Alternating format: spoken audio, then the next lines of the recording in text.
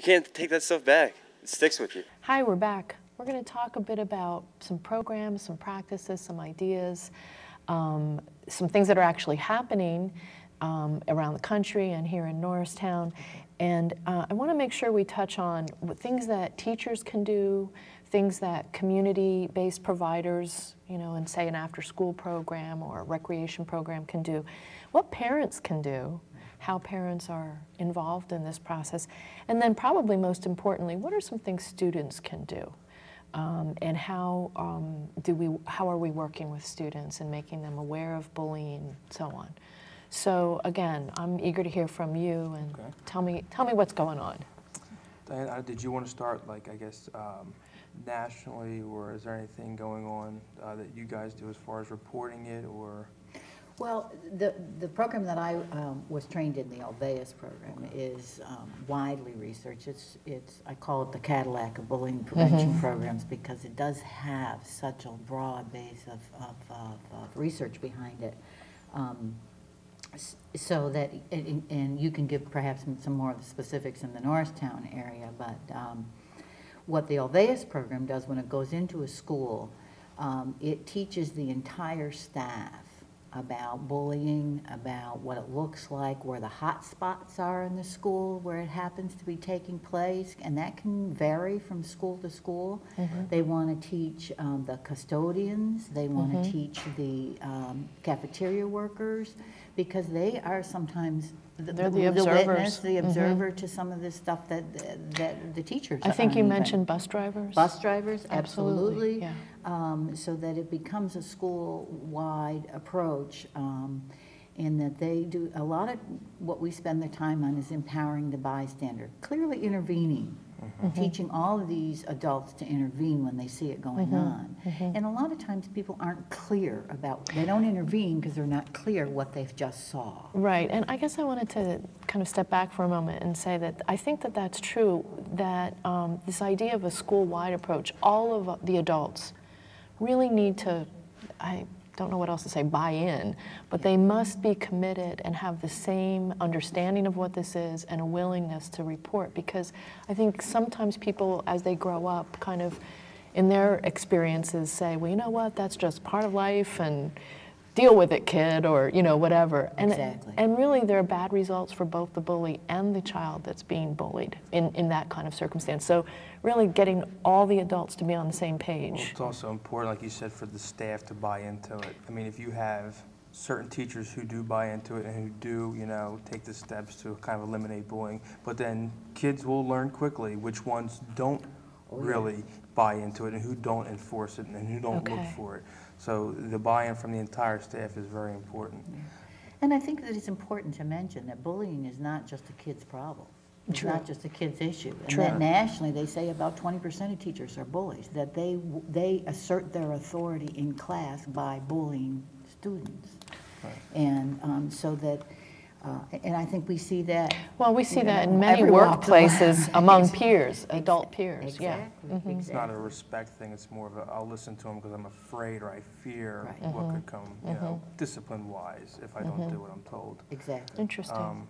At East Norton Middle School, being my first full year there, I kind of brought in what I was called the anti-bullying promise. And basically, I worked with our entire 5th grade staff. I met with all the students. So in one day, I did 9 different classes, which was over 250 5th grade kids.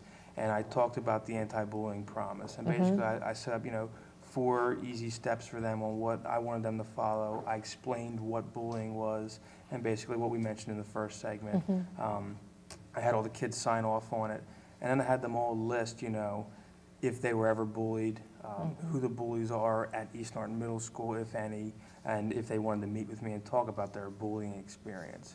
And from that, I was able to compile a list, which then, you know, I would send out to the guidance counselors, the school administration, to kind of work on these kids and see if there was a bullying issue and address those issues. And again, I think you talked about identifying kids who felt victimized as well as the kids who were doing some of the bullying, and both of them are able to have some access to some supports and to some changing behaviors. Correct.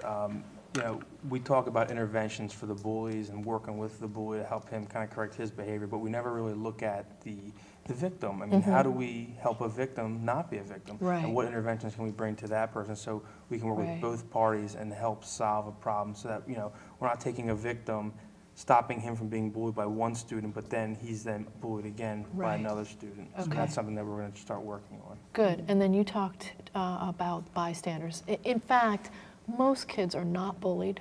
Most kids are not the bully. Right. But they watch it. They see it happening all the time. So what are some of the things we do to work with that majority of students? Empowering that student is at some point is doing exactly what Carl was saying, is that you raise their awareness, you say this is not okay, you empower that bystander to go and talk to you or to a guidance counselor to see what they, you know, so they can report what they saw.